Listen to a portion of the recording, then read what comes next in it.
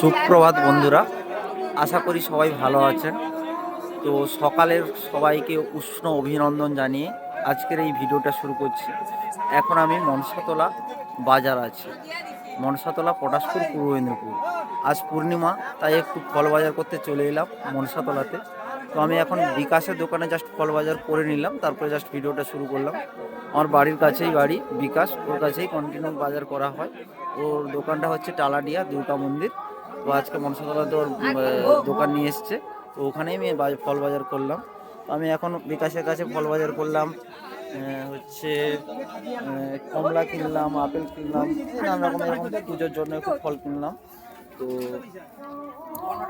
তো তারপর আমি ওই মনসাতলার যে ভিউটা আমি সেটাই জাস্ট তুলে ধরছি, মনসাতলা মার্কেটটা।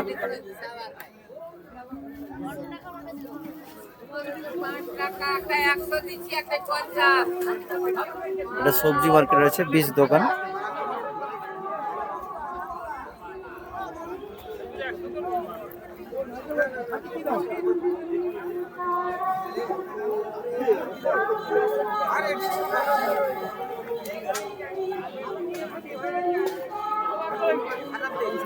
সবজি দোকান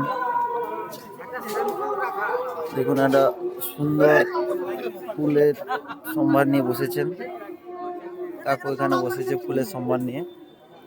যাই হোক, মোহাম্মদ সেলিমকে দিয়ে আমার